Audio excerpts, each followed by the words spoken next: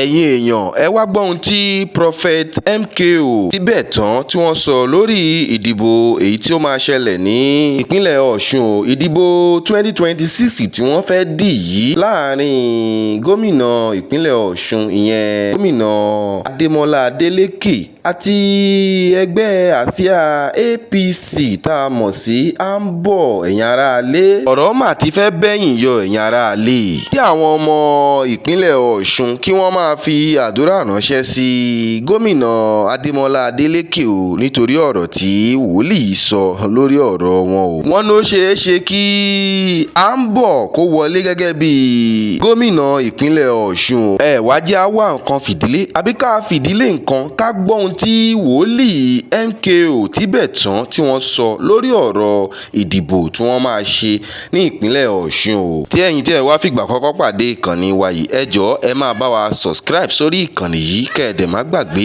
ẹ comment kẹ́ ẹ like kẹ́ ẹ dẹ̀ má bá wa share gbogbo ohun tẹ́yin náà bá rò lórí ọ̀rọ̀ tí MKO Tibetan tí wọ́n sọ ẹ bá wa fi sí abala ìrísí o. ẹ wá farabalẹ̀ kẹ́ ẹ wá gbọ́ ohun tí prophet MKO Tibetan tí wọ́n sọ èyí lohun tí wọ́n sọ.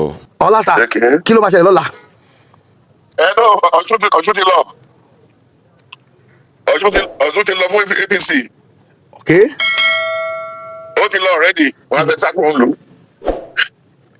ṣé pé ọlá ìbò Ọ̀ṣun APC làwọn ará Ọ̀ṣun bá lọ. APC ń tẹ̀lé wọn lọ Adeleke àti fámìlì ẹ̀ wọ́n láwọn òfin ṣòṣèlú. ṣùgbọ́n fún Ìlọlá ní mọ́tò ó padà fún mọ́tò náà. Mọ́tò kọ́ la fẹ́ jẹ àwọn tó jìyà kọ́ ló gba mọ́tò ẹ̀ náà wá lọ ẹ̀ tó ń bọ̀ ara fún Ìlọlá náà ò ní yóò. wọ́n sì Ìlọlá sì ń jẹ tó ti gba mọ́tò lọ́wọ́ èèyàn lẹ́yìn gómìnà lẹ́yìn sójà lẹ́yìn gbogbo ẹ̀ kí ló dún fẹ́ ṣe. Who is Oyinlọlá? ṣùgbọ́n Adeleke ṣe bíríìjì nífẹ̀ẹ́ ó ṣe lóṣogbo ṣe káàkiri wọ́n sì ní àtọ́básán nípa gómìnà tó gbìyànjú lọ́ṣun ọ̀kan ni àbọ̀lọ́ṣù lásán ilé ìnísà. ọ̀rọ̀ ìṣẹ̀lẹ̀ lásán nìyẹn because what really happen kò ní because owó bàbá ẹ̀kọ́ ló fi ṣe bridge torí a ti bàjẹ́ láyé lọ́run nígbà tó fẹ́ ṣe bridge ní àwọn èèyàn tó sọ pé kó lọ ṣe bridge àwọn mélòó ló mọ ẹjọ́ jòkó sí panel torí wọ́n á fowó ìjọba wọ́n fi ṣe nǹkan tán wọ́n á tẹ̀tù wá máa sọ fún àwọn èèyàn pé kọ́ máa bọ̀ kọ́ wá ṣe it's a pathetic story to all the governors in Africa and Nigeria and look at the other guy tó wà ní Burkina Faso he's doing a lot of things Adeleke àti ọmọ tó wà ní Burkina Faso ta ní ọjọ́ orí ẹ̀ pọ̀ jù. Adeleke ni o. Then look at that boy now kò sáà ní owó tó parí ọmọ tó ń ṣe now they are not born politicians they are thieves. Why service money only work? Why service people go exam? It's going to pay the price this weekend. ṣùgbọ́n ohun táwọn èèyàn sọ káàkiri Ọ̀ṣun ni pé wọ́n ní ọwọ́ tí APC kan gbé ọwọ́ líle ni wọ́n gbé ìbọn níbí pààyàn lọ́tún wọ́n tún pé wọ́n àkànná ní ẹ̀rọ àríkẹ́ òun náà ń pín rẹ̀ sí ó tún fi èpè lé fáwọn èèyàn pé ìwọ tó bá gbà rẹ̀ sí tó bá dìbò fún wa báyìí ló bá ṣẹlẹ̀ sọmọ eléyìí kọ́ sà sọ ẹ kó rí bẹ́ẹ̀ pọ̀ lọ́rọ̀ òṣèlú ṣá. But tó bá yẹ pé àwọn èèyàn ti mọ́nítọ̀ gọ́ọ̀mù wọn dáadáa tẹ́lẹ̀ torí Tinubu ti ṣe dáadáa gbogbo àwọn èèyàn tí owó tó ń gbà gbogbo ẹ̀ tó ń gbé jáde tó bá yẹ kí wọ́n ti mọ́nítọ̀ kì í ṣe ráìsì òótọ́ tí wọ́n sí náà ráìsì kọ́ ló yẹ kó máa gbà ń sí because the dividend of democracy àti ilé Sanwó-Olú àti rí dividend ilé Sanwó-Olú àti rí Adeleke àti rí Ọ̀yọ́ lórí àwọn tó dìbò náà ṣé wọ́n lè gbèrú ráìsì lọ sílé Adeleke kan lọ máa ṣé wọ́n lè gbèrú ráìsì lọ sílé ilé gómìnà Ọ̀yọ́ state kan lọ máa bí wọ́n gbé lọ tó kù state kò lè work náà gbogbo kí ni ẹ̀yìn sọ́ọ̀tì wọ̀nyí ti pọ̀ jù fún àwọn aráàlú. Bàbá Muhammed 100% mú gbọ́ yín mo farabalẹ̀ ní. So bẹ́ẹ̀ ni gbogbo kí ni wọ̀nyí ìsàní sọ̀tọ̀ the people of àwọn aráàlú ní sọ̀tì ni.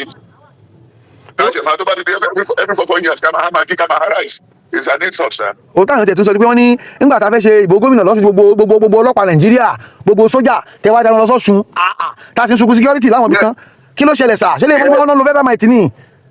No, power frequency everywhere but don't dìbò lamẹ́ríkà tí gbogbo ẹ̀rí bẹ́ẹ̀ tilẹ̀ bẹ́ẹ̀ ṣe sí àwọn kan náà ìbò tí vice president àti Biden tó dì wọn ò ká wọn dànù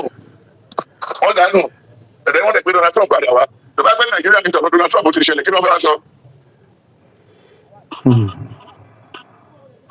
kọ́ lé rí wọn fóun padà bọ̀ tó dẹ̀ padà wá. sọ bó ṣe rí nìyẹn sẹ́. lọ́la òde òní kí Adémọ́lá Adélékè kọ́ mọ palẹ̀ mẹ́rù ẹ̀ à ń bọ̀ ti dé. ẹ ṣàkóso ìsọ̀rọ̀ ìbáyọ̀ ọkọ̀ tó bá lọ́ọ́ bí ní ìfọ̀nì kì í ṣe nǹkan tó le. kó lè bá àdánù káàkiri lè bá gbọ́yé náà ni bàbá. ìyẹn ó ṣe big deal sir mo má bínú. bàbá. ibi táwa ní wa gbogbo wọn lérí Donald Trump máa lọ ó máa jábọ́ ó máa dé gbogbo ẹ̀ everybody's minding his business. olùkókò lọ́ọ́ máa invest ó fún ìjọ ọ̀la làtẹ́lẹ̀ lórí kò sẹ́ni kò tó gbọ́dọ̀ máa yan o ọmọ bẹ́ẹ̀ o ọ̀la àwọn aláìpàṣẹ tí wọ́n máa bẹ́ẹ̀ ní ọdẹ ìwọ̀n fún ìjọ ìjọba wa fẹ́ kọ́ sí àwọn kan kò sí wàhálà ìjà kó má pààyàn kó má pààyàn kó má pààyàn ìjọba ìyà tó jẹ́ wáyé ti pọ̀ jù. kọjọ kọ́mọ ìwúrẹ́ kọ́ má pa o. ẹ bá ní ìkànṣe fún wa ṣe má tó bá wa ṣe bá wa sọmọdọ́ mọ́ o. iṣẹ́ ìsà àwọn olóníṣẹ́ ìsà àwọn ilẹ̀ fún mẹ́sẹ̀gì ìsà tó rà pé nẹ́tọ̀ ìyá ọmọ aráàlú àtàwọn tó wà níjọba náà ni apc lọ́sán ṣèbí kíní ní ìrí pdp ti ní ìrí náà lójú wa náà jẹ́. bẹ́ẹ̀ ni sà. so kọjọ. àwọn kan sọ pé irú fádàmù tó kò lẹ́yìn Adeleke yìí Oyinlọ́lá náà ti kó mbẹ́ ọlọ́lẹ̀ ìṣàkóbá àbọ̀ ni yóò padà ṣàkóbá fún ni àwọn ìkẹ̀kẹ̀ tó lọ yìí ṣáwọn náà ní ṣá àbára ni ò fẹ́ tiẹ̀ mọ́. ẹ ṣàjọ pé ẹnu òfò kì í jó nàmnàm gbogbo eléyìí tó tẹ́lẹ̀ wọ̀nyí àti mọ̀kọ́ máa rí bẹ́ẹ̀ tẹ́lẹ̀ wọ́n tẹ́ sórí omi ní tó pé kò fara balẹ̀ táwọn ti yàtọ̀ káàkiri pẹ̀lú àgbègbè ọmọdé òde kárí mú mi. ó ń jó fọ́lọ́run ni bàbá. ẹ̀sà ọlọ́run ò sí Nàìjíríà fìyẹ́lẹ̀ tọ́nà bá fẹ́ wà China lọ́nà máa wà tọ́nà bá fẹ́ wà China lọ́wọ́ bíríìjì tí China kọ́ lọ́wọ́lọ́wọ́ ń sìn wọ́n ṣe sábẹ́ omi train station tó ń ṣe sábẹ́ omi àwọn èèyàn ìkọ́jà àwọn ẹlẹ́gẹ̀ẹ́sì làwọn èèyàn kan fi ilẹ̀ eléyìí yìí rò pé wọ́n jó yàrá káàkiri pé ọ̀rọ̀ ijó ló bá wa ni gbogbo àwọn tó ti jó fọlọ́run tí kò lè rógbò ẹ̀yẹn. kálọ́dání music wo lọ́lọ́run play lóníkojó pé ẹ̀sà ó ní kí a lọ nǹkan mẹ́rin lọ́lọ́run rán wa ó ní go and evangelize ìyẹn lè lọ ẹ lọ jèrè ọkàn ẹ lọ tí àwọn ọkàn tó ti sọnù ìyẹn làjọ ilé ọ̀rọ̀ tèmi ò dàbí àwọn tó ra jẹ́ẹ̀tì nǹkan tó ń rán mi ni mo wá ṣe nísìnyí mo ti lọ sí Florida mo ti kúrò Florida mo ti lọ sí Chicago mo ti kúrò nbẹ mo ti lọ sí fọọnù sókè wọn máa ṣe no we are not for that. So God bless you my brother. Amen. So pẹ̀lú ògbọ́n kàmàlẹ́tì láìpẹ́ sà. Rírètí yẹn ò sọ pé àti ọ̀rọ̀ Nàìjíríà ti ní lay down road ó dàbí Lagos State Gbàdámọ̀dé wà bẹ̀ tó fẹ́ máa ṣe yàlà tó ń ṣe contract tó ń bẹ́ káàkiri lọ́fẹ̀ẹ́ wọ́n ti ní pilot kan tó ń tẹ̀lé. So it's a very simple thing, very simple arithmetic here. So it's what everybody has to work, everybody has to be his brother's keeper, everybody has to do according to cut his coat according to his size. So it's everywhere. Even me and the president, everybody is going by his business. But Nigeria, ìjọba òṣèlú kí ni ìwọ ṣe? So yẹn ló fi fàdé election máa fi di do or die ní Nàìjíríà torí àwọn tó ń jẹ ẹgbẹ́ àtàwọn tó ń jalè àwọn tó ń jẹ jìbìtì tí ó yẹ kó rí bẹ́ẹ̀. Tí màá yẹn bá ti wá pín gbogbo eléyìí tó fẹ́ ṣe ní October ìjọba ti pín tọ́sí olúkúlùkù àbàdẹ̀ ìkọ́ tó bá ti ní state ìjọba wọn fi defend the state yẹn that's okay. tó bàbá ẹ ṣeun àmọ̀ rí náà.